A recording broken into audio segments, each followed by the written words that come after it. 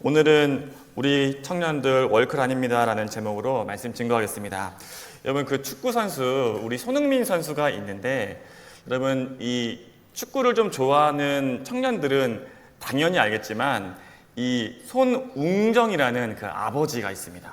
그분이 우리 손흥민 선수를 키우고 또 트레이닝을 했는데, 손흥민 선수가 토트넘이라는 팀에서 굉장히 잘 하면서 이렇게 유명해진 어떤 그런 아버지죠. 근데 그분이 이렇게 TV를 보면서 인터뷰를 하셨는데, 거기서 유명한 말씀을 하셔가지고 이 짤이 탄생했습니다. 그러니까 우리 흥민이 월클 아닙니다, 이렇게 씁니다. 월클이라는 건 이 월드 클래스다 해가지고 이런 스포츠에서 보여주는 그런 용어인데, 월클 아닙니다, 월드 클래스 아닙니다 이래가지고 많은 짤들이 이렇게 했어요. 그래서 뭐 이재용 월클 아닙니다, 뭐 빌 게이츠 월클 아닙니다, 뭐 이래가지고 그런 짤들이 있었는데, 왜냐면은 그때 손흥민 선수가 굉장히 잘하고 있었기 때문에 그렇습니다. 그리고 곧 그 다음 년인가 아마 이 인터뷰를 하고 나서 아마 EPL에서 득점왕을 아마 차지했던 그 해였던 것 같습니다. 그래서 막 기자들이 물어봤어요. 그래가지고 지금도 손흥민 선수가 월클 아니라고 생각하냐. 그때 그 손흥정 감독님이 그런 말씀하셨어요. 여전히 월클 아니라고 생각한다 했어요. 그러니까 굉장히 이상하죠. 왜냐면은 일반 사람들이 생각할 때는 축구를 그렇게 잘하는데 어떻게 그가 월드 클래스가 아니냐 이럴 때 그분이 그런 말을 해요. 그거 공 좀 잘 찬다고, 축구 선수가 공 좀 잘 찬다고 해서 절대로 월드 클래스 아닙니다. 그리고 나서 뭐라고 이야기했냐면은 그 선수의 품격과 인격, 그리고 뭐 여러 가지 품성들 있지 않습니까? 겸손함, 그리고 꾸준함, 이런 것들을 갖춰야지 월드 클래스의 선수다, 이런 이야기를 했습니다. 오늘 그 설교 제목은 이 손흥정 감독님의 이 이야기를 사실 오마주한 건데, 우리 청년들 아직 월클 아닙니다, 그리고 가로치고 그리스도는 아닙니다, 이렇게 제목을 잡아봤습니다. 이거는 우리가 가지고 있는 사실 상식과는 조금 다른 이야기입니다.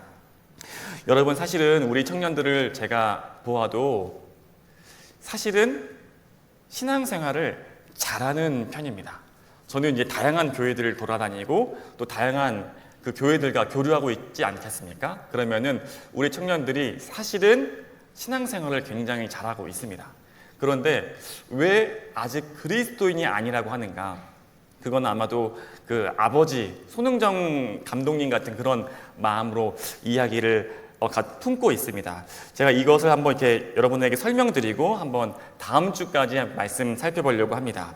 자, 첫 번째로, 그러면은 우리가 아직 그리스도인이 아니라면은 그리스도인이 무엇인가? 그리스도인의 그 유래에 대해서 한번 살펴볼 필요가 있습니다. 그리스도인이라는 단어가 최초로 등장하는 것은 오늘 읽었던 사도행전 말씀입니다. 사도행전 11장 26절인데 그 중에 하반절을 보시면은 이런 말씀이 있습니다. 제가 대표로 읽어드릴게요. 제자들이 안디옥에서 비로소 그리스도인이라 일컬음을 받게 되었더라. 이것이 성경에서 처음 말하는 그리스도인이라는 이름의 유래입니다. 그래서 여러분들이 첫 번째로 왜 내가 그리스도인이 아니라고 하는가, 이걸 이해하려면은 먼저 그리스도인이라는 이 이름의 유래가 나는 그 교회 다니는 사람이야, 나는 예수님 믿는 사람이야 라는 어떤 이 자의식을 표현하는 단어가 아니었다라는 걸 먼저 이해하실 필요가 있습니다. 여러분들이 난 그리스도인이죠 이렇게 하지만 그것은 원래 성경의 그 원래 본래 용도가 아니었다는 겁니다. 그러면 무엇이었겠습니까? 이 그리스도인이라는 이름은 남들이 불러준 이름이었습니다. 남들이 불러준 이름. 그래서 그들이 안디옥에서 먼저 예수의 제자들로 불리우고 있었는데 나중에서야 비로소 그리스도인이라고 불렸다, 이렇게 성경은 기록하고 있습니다. 그래서 여러분들이 제자라는 단어와 또 그리스도인이라는 단어를 생각할 때 보통 믿음이 좋은 사람은 제자라는 어떤 이런 인식을 가지고 있습니다. 그렇죠? 우리가 교회에서도 보면은 제자 훈련한다고 하잖아요. 제자 훈련한다고 하지 그리스도인 훈련한다고 하지 않죠. 근데 원래 성경적으로 살펴보면은 제자의 하위 호환이 그리스도인이 아니라 제자의 상이 요한이 그리스도인이라는 이름이었습니다. 이 일이 사도행전 11장 26절을 보니까 안디옥이라는 그 도시에서 일어났다. 이걸 성경에서 기록하고 있는 거죠. 그래서 저도 여러분들이 물어볼 수 있겠죠. 목사님은 그러면 그리스도인이라고 스스로를 생각하시냐? 이렇게 물어본다면 저는 제가 이렇게 표현하고 싶습니다. 저는 그리스도인이 되고 싶은 사람이다. 그러니까 이거는 어떤 의미냐면은 제가 지금 이 상황에서가 아니라 지금 여러분들은 뭐 저한테 이렇게 싫은 소리를 못 하지 않겠습니까? 전도사 목사님은 그리스도인이 아니죠. 이런 말 못 하겠죠. 근데 가장 솔직해진 때는 언제겠습니까? 제가 이제 볼 거 못 볼 거 다 함께 보이고 나서 제가 이 청년교회를 떠났을 때 그때 여러분들이 저에 대해서 한마디 하겠죠. 그 목사님은 예수님의 사람이었어. 그리스도의 사람이었어. 그게 그리스도인이라는 어떤 이 단어 표현의 그 유래입니다. 그러니까 우리가 그리스도인이라는 단어를 조금 무겁게 생각할 필요가 있습니다. 안디옥이라는 도시에서 이 이야기를 했습니다. 우리가 그러면 유의할 필요가 있습니다. 내가 과연 그리스도인인가? 라는 것을 생각할 때 제가 읽었던 시인데 어떤 시인인지는 솔직히 기억이 나지 않습니다. 그래서 시 읽는 거를 의외로 좋아하거든요. 그래가지고 근데 아마 정확한 구절은 기억이 안 나지 않아서 찾아보지 못했는데 대략적으로 이런 구절입니다. 제가 한번 읽어드릴게요. 사슴이 동물학자에게 초식동물로 분류되기 위하여 억지로 풀을 씹고 있지는 않을 게다. 그러니까 사슴이 동물학자에게 보여주려고 풀을 씹진 않고 사슴이 자연스럽게 그냥 풀을 씹고 있는데 초식동물이다 이러잖아요. 마찬가지로 우리가 억지로 그리스도인으로 평가받기 위해서 어떤 행동을 할 필요는 없습니다. 우리가 자연스럽게 예수 그리스도를 주님으로 따를 때 그 자연스러운 모습이 그리스도의 사람이구나 이렇게 이야기할 수 있다면 그것이 자연스러운 이야기겠죠. 그래서 오늘 말씀드리려는 우리 청년들 아직 월클 아니다, 그리스도는 아니다 라는 말은 내가 교회 다니니까 나는 그리스도인지 이렇게 쉽게 생각하는 그 마음에 대해서 한번 다시 생각해 봤으면 좋겠다. 성경의 그 말씀을 다시 한번 생각해 봤으면 좋겠다. 그런 제목이었습니다. 그러면 우리가 청주 지역 가운데 우리 청북 청년교회가 이 교회 사람들은 예수님의 사람들이야 이런 평가를 받고 있는지 한번 생각해 보았으면 좋겠습니다. 저는 아직은 우리 교회가 그런 저 교회 사람들은 예수님의 사람들이야 라는 평가를 받고 있지는 못하다고 생각을 해요. 그러면은 어떻게 해야 우리가 그리스도인이라는 그 이름을 다시 회복할 수 있을까? 그것은 우리가 특별히 예수 그리스도를 진정으로 따르기로 결정할 때 그 같은 일이 일어날 겁니다. 여러분 중에서 그렇게 생각할 겁니다. 목사님, 요즘에는 예수님에 대해서 잘 알지 못합니다. 그런데 어떻게 우리가 예수님의 사람인지 알 수 있겠습니까? 이렇게 생각하실 수 있는데 사실 한국의 많은 사람들에게 저는 거의 모든 사람이라고 믿는데 거의 모든 분들에게 예수님이 이미 복음을 준비시키고 있습니다. 제가 증거를 말씀드릴까요? 여러분들이 예수님을 믿는 마음으로 정말 선한 마음으로 하나님께 영광을 돌리기 위해서 삶을 살아갈 때 우리 한국 사람들이 뭐라고 말하는지 아십니까? 여러분도 그런 느낌 받을 때 있죠. 저 사람 느낌 받을 때 있지 않습니까? 그때 우리가 선한 마음으로 할 때 사람들이 혹시 불자세요? 이러지 않는다는 겁니다. 그죠? 혹시 불자세요? 이러지 않으세요? 뭐라고 말하니까? 혹시 교회 다니세요? 혹시 예수님 믿으세요? 그러니까 교회를 안 다니는 사람도 그 사람이 선한 일을 할 때에는 교회 다니세요? 이렇게 물어본다는 겁니다. 그거는 무엇입니까? 우리가 예수님의 마음으로 살아갈 때 바로 하나님께 영광을 올려드릴 수 있는 준비가 되어 있다는 겁니다. 그리고 우리가 그렇게 살기로 결정할 때 누가 영광을 받습니까? 부처님이 영광을 받습니까? 알라가 영광을 받습니까? 그렇지 않습니다. 우리 하나님께서 영광을 받으신다는 겁니다. 모든 사람들이 그렇게 말하고 준비되어 있습니다. 그러면 그들이 어쩌다가 그리스도인으로 불렸는가? 두 가지 이유가 있는데 오늘은 한 가지 이야기만 하고 같이 성찬을 나눌까 합니다. 사도행전 11장 19절 말씀입니다. 사도행전 11장 19절부터 21절까지의 말씀을 한번 살펴보도록 하겠습니다. 우리 한 목소리로 같이 읽겠습니다. 그때 스데반의 일로 일어난 환난으로 말미암아 흩어진 자들이 베니게와 구브로와 안디옥까지 이르러 유대인에게만 말씀을 전하는데 그 중에 구브로와 구레네 몇 사람이 안디옥에 이르러 헬라인에게도 말하여 주 예수를 전파하니 주의 손이 그들과 함께 하심에 수많은 사람들이 믿고 주께 돌아오더라. 아멘. 지금 말씀 19절 말씀을 보시면은 그때 스데반 일로 일어난 환난과 박해가 있었다 이렇게 이야기합니다. 스데반 집사님이 그 순교하셨던 이야기는 다들 알고 계시죠? 해가지고 바울도 관련되어 있었던 그 박해가 있었고 이 예루살렘에 있었던 유대인들이 이 일로 말미암아 특별히 스데반의 설교가 굉장히 그 마음을 불편하게 했기 때문에 이제 예루살렘에 있는 이 크리스천들, 그때는 그리스도인이라는 말은 없었죠. 그 예수의 어떤 그 작당들을 잡아서 가두자 이렇게 결의했고, 그래서 그 박해를 피해서 사람들이 이렇게 각 지역으로 퍼져 나갔습니다. 한자로 음역된 그 지명들이라서 조금 낯설 수가 있는데 혹시 지도를 한번 보여주시겠습니까? 지금 보시면은 예루살렘에 첫 교회가 생겼습니다. 그리고 그 교회에서 이 베니게라고 하면은 페니키아 지역입니다. 지금으로 치면은 이 지역에 아마도 시리아나 레바논이라는 현대 국가가 있을 겁니다. 페니키아는 이 드로아 시돈, 성경에 있었을 땐 이 드로아 시돈에 있는데, 제가 좀 이렇게 역사 좀 재밌게 말씀드리면 이 페니키아 사람은 블레셋 사람들이랑 인종은 같습니다.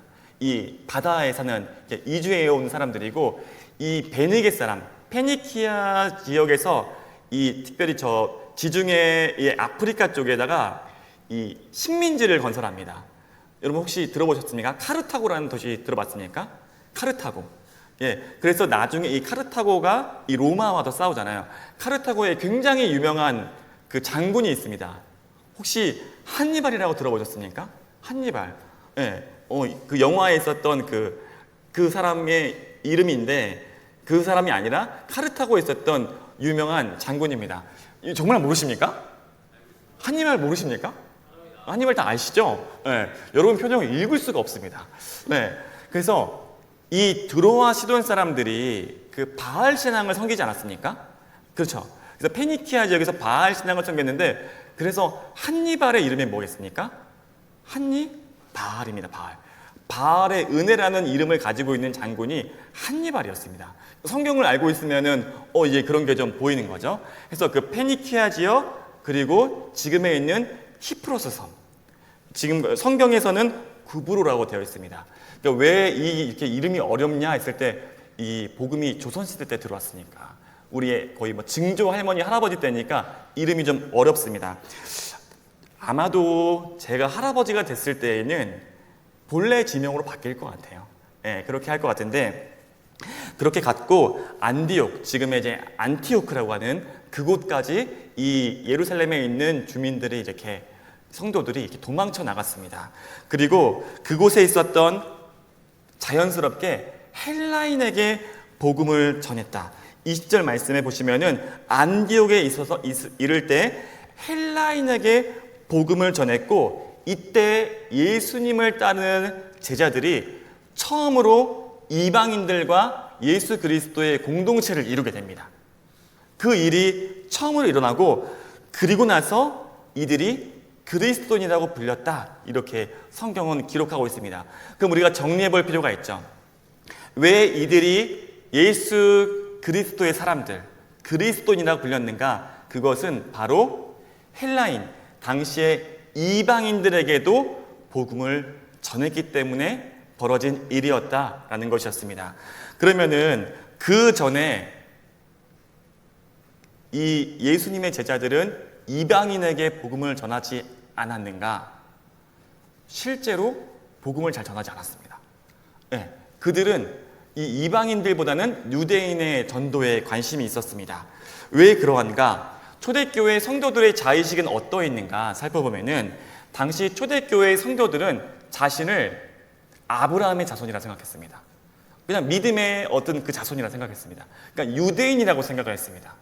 유대인이라고 생각을 했고 크게 이 형제 자매들과 다르다고 생각하지 않았습니다. 그래서 은연중에 유대인들은 어떤 생각을 가지고 있습니까? 나는 선택받은 민족이야. 그리고 이방인들은 뭐라고 생각합니까? 그들은 선택받지 못한 민족이야. 나는 아브라함의 자손이야. 그들은 버려질 자손들이야. 이 생각을 은연중에 가지고 있었습니다. 제자들도 그 편견에 영향을 받고 있었습니다. 근데 그럼 차이점이 무엇인가?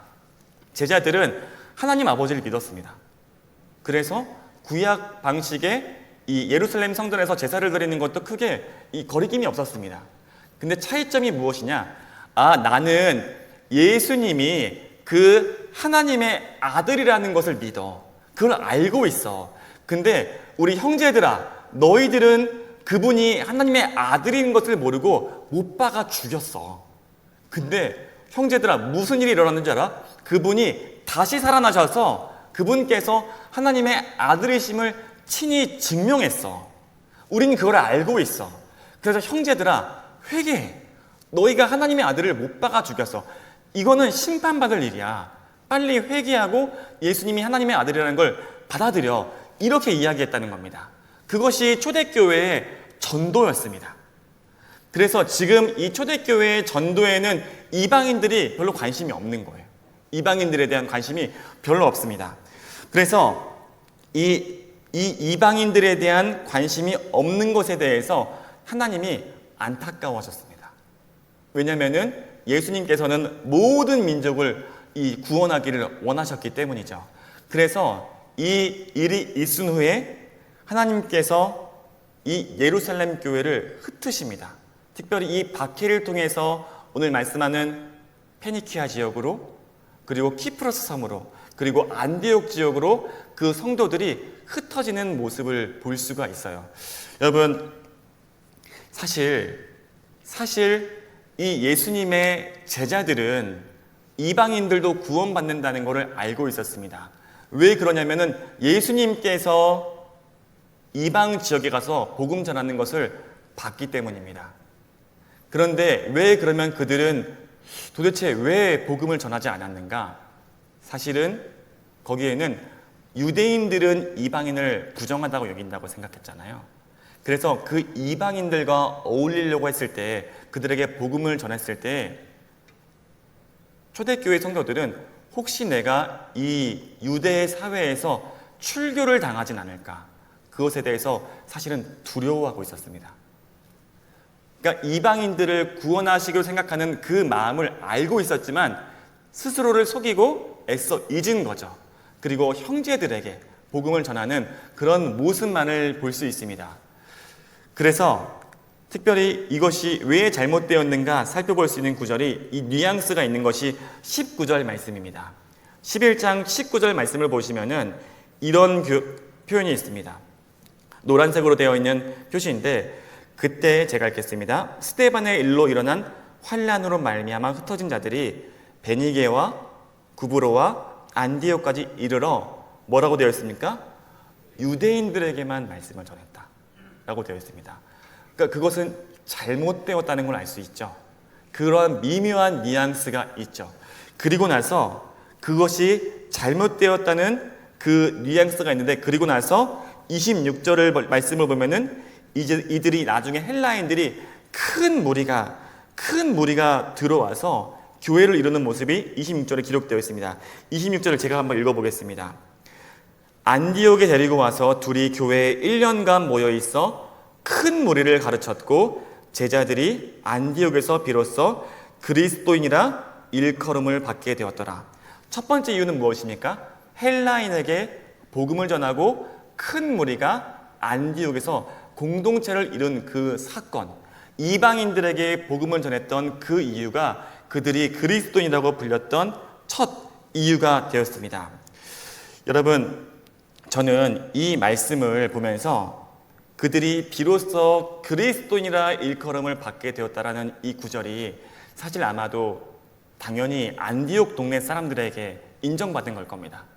그렇지만 이 성경에 있는 이 말씀을 제가 묵상할 때 저는 이 말씀이 하나님께서 이 교회 공동체를 너희는 내 아들 예수의 사람이야, 내 예수님, 내 아들 독생자 예수의 그 속한 사람이야 라고 비로소 인정해 주신다는 뉘앙스의 그 음성을 들었습니다. 물론 이것은 저의 생각입니다. 하지만 하나님께서 보실 때에 헬라인들, 그 이방인들과 함께 복음을 전해서 공동체를 이루는 그 모습을 봤을 때 하나님께서 이게 탁 치면서, 무릎을 치면서, 그렇지, 내가 원하는 마음이 바로 그거였어. 내가 원했던 마음이 그거였어. 그 잃어버린 영혼들에게 복음을 전하고 그들이 그 복음을 듣고 구원받길 바랬어. 너희가 진정으로 내 아들 예수의 사람이구나. 그렇게 인정해 주시는 것 같은 그 마음을 들었습니다.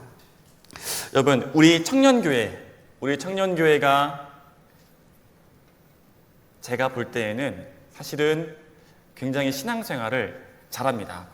목사님 맨날 그 설교 때는 이렇게 막 팩트로 까시면서 이렇게 뭐 또 오늘 뭐 당근을 주시려고 사탕을 주시나 이렇게 생각할 수 있는데, 저는 또 사실 팩트만 말하지 않습니까? 많은 청년 교회 공동체와 또 그런 상황들을 제가 목회자 동료들과 함께 이야기하면은 참으로 청년들의 신앙이 허물어지는 게 매년 다르다라고 느낄 만큼 되게 어렵습니다.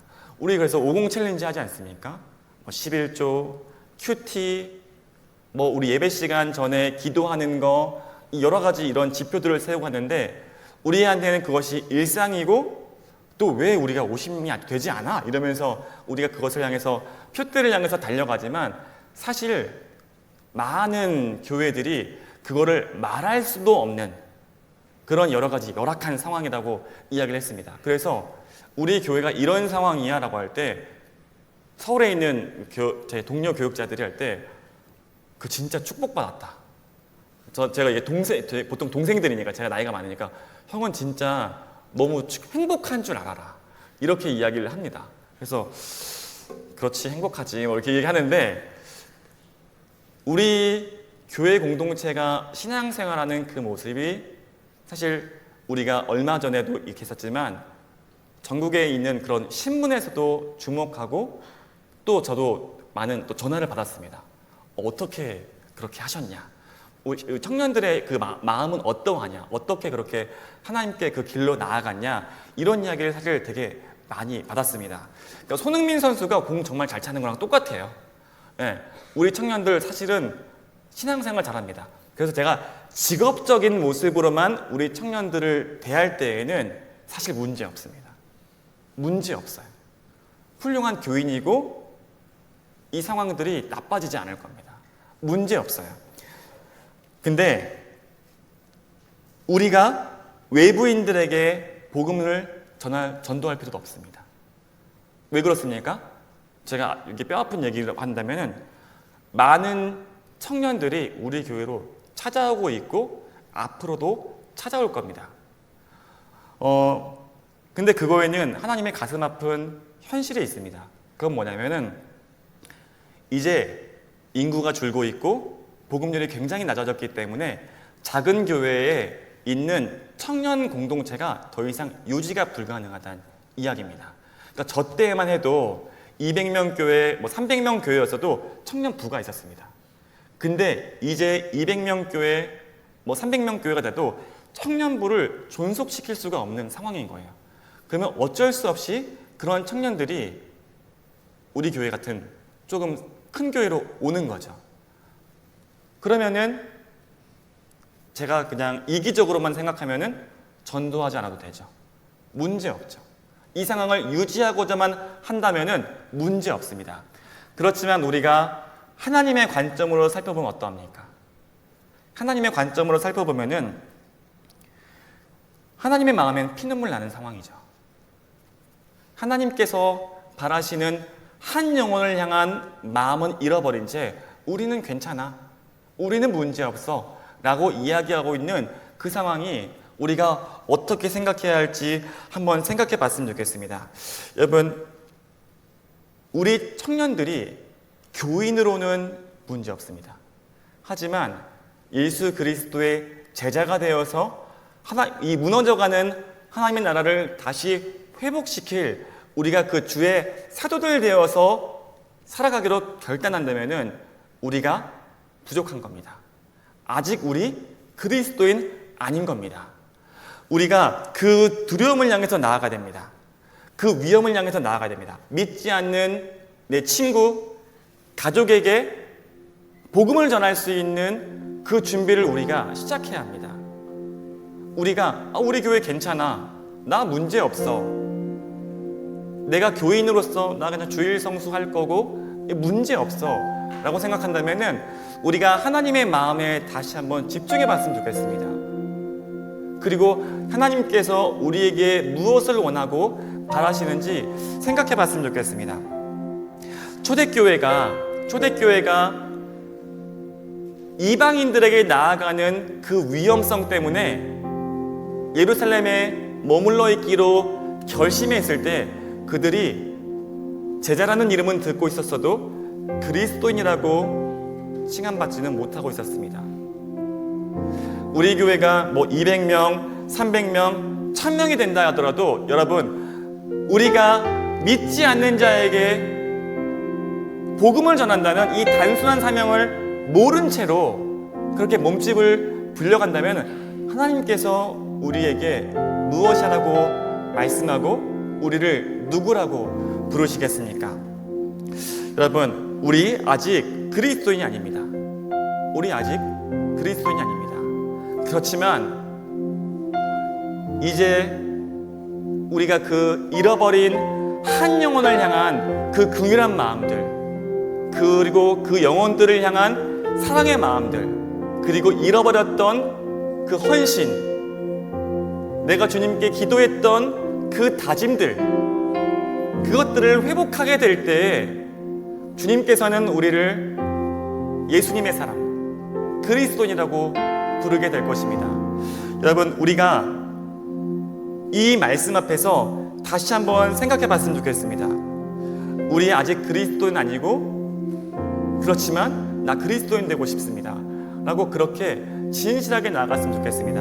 여러분, 우리가 내부적으로 정말 저는 대한민국에 있는 모든 청년부가 그럴 거라고 생각하는데, 내부적으로 지지고 볶는 거, 우리 안에 인테리어 같은 그런 순서들, 외부인에게 나가서 복음은 한마디도 전하지 않지만 우리끼리는 너무 치열한 이 상황, 우리끼리는 너무 치열합니다.